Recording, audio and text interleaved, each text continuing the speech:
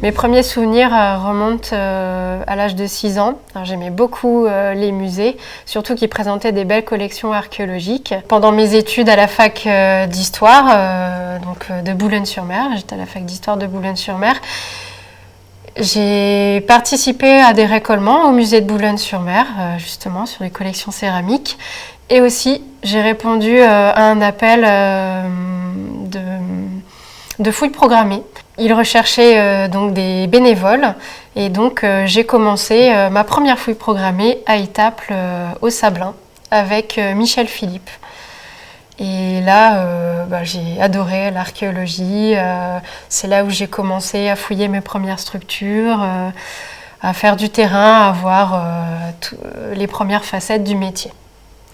Ensuite, j'avance dans mon parcours universitaire et là, je réalise un master en musée à Lille 3, enfin à Lille à l'époque, et un autre aussi à Lille sur l'archéologie métropolitaine.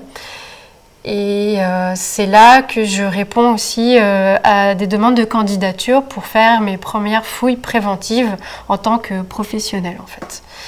Et là, je vais en Moselle, en septembre 2009 exactement. Je vais en Moselle pour le TGV Est, à Sarrebourg exactement. Une fouille, pareil, c'était fin de l'âge du fer. Et ensuite, donc, j'ai fouillé aussi pour le canal Seine-Nord. J'ai été prise en tant que technicienne de fouille, on appelle ça. Je suis allée à Nesle la première fois, c'était des diagnostics. Voilà, c'était impressionnant, il y avait des tranchées, les pelles mécaniques, c'est là que j'ai appris le métier, avec les collègues. Et ensuite, pareil, j'ai réalisé des fouilles aussi, toujours pour le canal Seine-Nord. Donc c'était plutôt dans le Cambrésis, aussi dans la Somme, à Saint-Crébrio par exemple. On avait une occupation antique. J'ai fouillé un four à pain par exemple. Et donc pendant que j'étais dans le canal Seine-Nord, on fouillait pas forcément tout le temps puisqu'il y avait beaucoup de mauvais temps parfois. Donc on était en base et c'est là que j'ai rencontré divers spécialistes, dont Sonia Willems qui était céramologue. Et en parlant avec elle de passion, d'archéologie, etc., elle m'a demandé si je voulais me former à la céramique. Et j'ai dit mais oui, pas de souci. Depuis, j'ai été formée pour l'étude de la céramique de Famar Technopole. C'est une opération dans les années 2010. Et j'ai pu fouiller une journée parce qu'ils avaient trouvé un four, le four 2995, je m'en rappelle encore, avec son chargement. On a fouillé avec Bruno Coquel et tous les collègues, en fait, on a fouillé ce four, on avait un temps donné. Et comme ça, j'ai pu faire mes premières armes à Famar en tant que spécialiste de la céramique. Je suis devenue vraiment céramologue en 2016. J'ai pris mes fonctions en 2016 en tant que céramologue à l'INRAP dans les Hauts-de-France. Et depuis cette période, en fait, j'ai commencé une thèse de doctorat sur les nécropoles de l'Antiquité tardive de Boulogne-sur-Mer. Donc on voit que mon parcours est très lié. On voit que voilà, mes stages m'ont permis de m'amener à faire des recherches sur la région. Ça me tenait beaucoup à cœur de faire des recherches sur la région.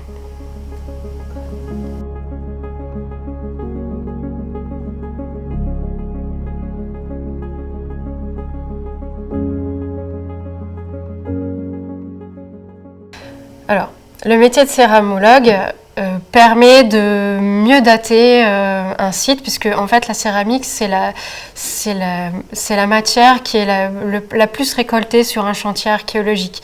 Donc forcément on a besoin du céramologue, et le céramologue permet de donner en partie une chronologie, de pouvoir déterminer une fonction au site à travers le biais de la céramique. Voir si elle est abîmée, si elle est très fragmentée. Donc si elle est très fragmentée, ça veut dire que voilà, c'est des remblais, c'est pas vraiment en place. Ou si elle est fragmentée mais plus complète, on peut permettre de voir que c'est un habitat, c'est des fours de potier, c'est un habitat. Un relais routier, par exemple, on peut avoir beaucoup de cruches, des gobelets, et en fonction du type de céramique, oui, on voit la fonction du site. On voit aussi, on permet de mieux caractériser l'aspect technique de la céramique, comment elle est fabriquée, où elle est fabriquée. Alors pour caractériser tout ça, donc le céramologue, il a des tâches prédéfinies. Donc on reçoit la céramique dans les sachets, donc ils sont très souvent sous forme de petits morceaux qu'on appelle tessons. Et donc la première chose à faire, donc, c'est de les mettre sur une table, pouvoir identifier si c'est de la céramique claire, si c'est de la céramique grise commune, si c'est une importation, de la sigillée, enfin, en fonction du type de céramique. Donc on inventorie ça dans un tableur Excel par exemple. On les recolle aussi, on les dessine et on fait aussi des planches de dessin sur l'ordinateur. Et tout ça, ça permet de réaliser une étude, donc d'écrire sur ces objets. Par exemple, dans une structure, en fonction des céramiques qu'on va trouver, on va pouvoir affiner la datation. Si on a trouvé par exemple une céramique de Lezoux, on peut dire ah bah ça c'est plutôt du IIe siècle, en parlant très largement. En fonction du décor aussi, de l'inscription qu'il y a sur la céramique, on va pouvoir mieux dater. On va pouvoir savoir les courants commerciaux également. Et on va pouvoir trouver les poissons des potiers, trouver de qui il s'agit. Donc on a pareil, on a une mémoire photographique, donc on mémorise un peu ce qu'on trouve. Et des fois on peut le retrouver dans des catalogues, dans des anciens catalogues, des anciens livres. Et on peut faire le lien. Et comme ça on peut voir où ils ont été trouvés. Par exemple, il y a des estampilles qu'on a trouvées à Vermand, dans un four de potier. Eh bien, ils ressemblent à des estampilles qu'on a trouvées à Bavay. Donc, quel est le lien entre ces fours de potier c'est encore à voir.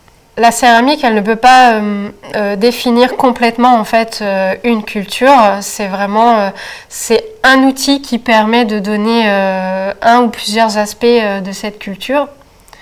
On a par exemple, avec la céramique, on peut travailler sur les relations commerciales. On peut voir d'où proviennent les céramiques. Par exemple, dans le Nord, on a beaucoup de céramique, on a de la céramique qui est importée. Elle peut venir de Palestine, d'Afrique, d'Italie, d'Allemagne également. Elle peut aussi, et quand on est sur les sites côtiers, on peut aussi voir que la céramique, elle vient d'Angleterre et voir quelles sont les natures des échanges entre ces pays. On peut aussi voir des graffitis commerciaux, par exemple, tel producteur de sardines produit le meilleur poisson de tout le bassin méditerranéen. Ça, on peut voir dans certaines amphores, par exemple. On peut travailler aussi on peut aborder la médecine avec la céramique en faisant collaborer et le céramologue et des personnes qui analysent le contenu dans les céramiques. On peut retrouver des recettes, on peut travailler sur la cuisine, sur tous des pans de la vie quotidienne en quelque sorte.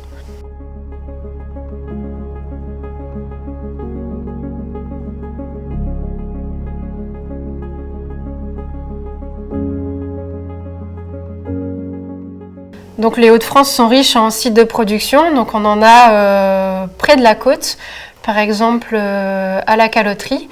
C'est un site de production donc, qui est créé dans l'Antiquité et qui va perdurer aussi au début du Moyen-Âge. On en a aussi dans le Cambrésis, ça c'est un gros centre de production. Et on a également des centres de production, par exemple dans le Vermandois également, c'est une terre de potier aussi, et qui est plus ou moins spécialisée en fonction des centres de production. Donc par exemple, on a Vermand qui produit de la céramique fine, un peu comme Cambrai, de la terra nigra on appelle ça. Et ensuite, on a des centres de production qui produisent plutôt de la céramique de tous les jours. La céramique commune, on va appeler ça, les jattes à cuire, les pots à conserver les aliments, etc. Des canalisations pour les villes, par exemple. Des pots de fleurs. On a des fours de potier aussi dans la Somme. Le dernier qu'on a trouvé, c'était à Méholt. un petit four de potier de la seconde moitié du 1er siècle qui copie en fait les grands centres de production autour d'Arras aussi. Il y a beaucoup d'ateliers de potiers dans l'Antiquité. Et dès la période augustienne, donc dès le début de l'Antiquité si vous voulez. Alors les fours de potier, quand on les retrouve, ils peuvent être différents. Il y a différents types de fours et en fonction de ce qu'ils veulent produire. Donc des fois, ils aiment bien imiter ce qui était à la mode. Donc au départ, ce qui est à la mode, c'est les céramiques produites dans le sud de la France. Donc au début, les fours produisent beaucoup de formes qui sont très très très populaires en fait dans le sud, par exemple à Lyon. À Bavay, on a aussi des fours de potier qui ont été trouvés en 2014 rue de la Gare. Et ils produisaient au tout début donc, des sortes de cruches à col long, on appelle ça des lagènes. Et ça a été très vite abandonné puisque ça ne convenait pas du tout à la population qui voulait leur peau, leur céramique un peu plus fonctionnelle. On a dans les Hauts-de-France, donc on a des centres de production, mais on n'en trouve pas par exemple en Ménapie. Parce qu'en Ménapie, c'est un territoire particulier, on a beaucoup de céramiques non tournées. Même dans l'Antiquité et encore après aussi au début de la période médiévale également. En fait, ils ont gardé leur propre schéma économique, ça fonctionnait bien. Ils ont gardé leur façon de faire, donc ils ont réalisé leur vase en fait à la main. Mais ils connaissaient aussi la céramique importée. Ils importaient un peu de la terra nigra, par exemple, de la sigillée, mais ils ont gardé leur mode de fonctionnement, leur chaîne opératoire de confection de céramique. Ils ne l'ont pas changé par rapport à la mode qui était plutôt une fabrication à un peu plus grande échelle dans les autres territoires.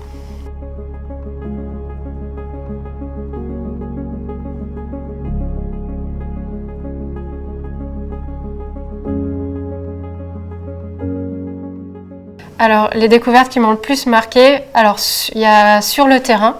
On m'a appelé sur le terrain à Famars, donc c'était la fouille du Technopole. C'était en 2012. J'ai pu fouiller un four de potier, le four 2995, exactement, avec encore son chargement complet. Les céramiques étaient posées vraiment sur le laboratoire. Et avec Bruno Coquel, on a fouillé minutieusement pour avoir le plus d'infos possible. Et c'était formidable de travailler en équipe. J'ai fouillé quelques fours de potier à Montécourt-Liserolles avec Denis Maréchal, c'est le responsable d'opération, qui voit beaucoup la collaboration entre responsables d'opération et céramologues pour mieux comprendre en fait le fonctionnement de cet atelier qui a perduré de la fin du 1er au tout début de l'Antiquité tardive, donc fin 3e, début 4e siècle. À Montécourt-Liserolles, ce qui marque, c'est la conservation de certains fours, parce qu'on a pu descendre jusqu'à 1,30 m en fait de profondeur pour juste un four. C'est exceptionnel, comme Vermand d'ailleurs, c'est exceptionnel d'avoir des fours, mais aussi des bâtiments qui vont avec. Les fosses de Tours, par exemple, là où on fabriquait, on tournait en fait la céramique, les potiers tournaient la céramique. C'était vraiment le lieu de fabrication. On avait aussi les fosses d'argile. Toute une chaîne opératoire, on l'a sur un site donné. À Vermand, on l'a beaucoup, rue du Général de Gaulle. Alors, il m'est arrivé pour ma thèse de revoir du mobilier qu'on avait trouvé. Donc, c'était une fouille rue Branly à Boulogne-sur-Mer. C'était en 2008 ou 2007, la fouille. Et en fait, en regardant le mobilier d'une tombe, j'ai pu m'apercevoir que tous ces morceaux de céramique, en les combinant, il y avait un décor d'incisé et c'était un décor de bateau. Donc c'est unique dans la région, je pense. Et voilà, j'essaye de caractériser ce type de décor et d'améliorer les données sur notamment l'aspect maritime, en tout cas, de cette découverte. Il y a aussi, quand j'ai commencé la céramologie, donc c'était d'ailleurs ma première communication sur un vase à buste qu'on a trouvé dans un puits. Alors on a trouvé plein de céramiques, dont celui-là. Et je l'ai reconstitué. Et ce qui était étonnant, c'est de voir la spécificité et la technicité de ce vase, puisque la pâte est fine, et on voit aussi les empreintes digitales en fait, du potier qui a réalisé tous les décors. En fait, il a façonné à la main, ou des fois à l'aide d'un moule. On a trouvé aussi un moule d'épaule en fait, de ce vase à buste.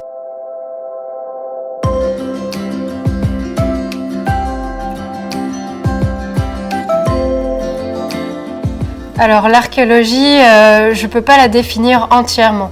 En tout cas, pour moi, elle permet de connaître un peu mieux la population, par exemple la culture dans l'Antiquité de tel ou tel peuple, les Maurins, les Ménapiens, les Atrébates, par exemple.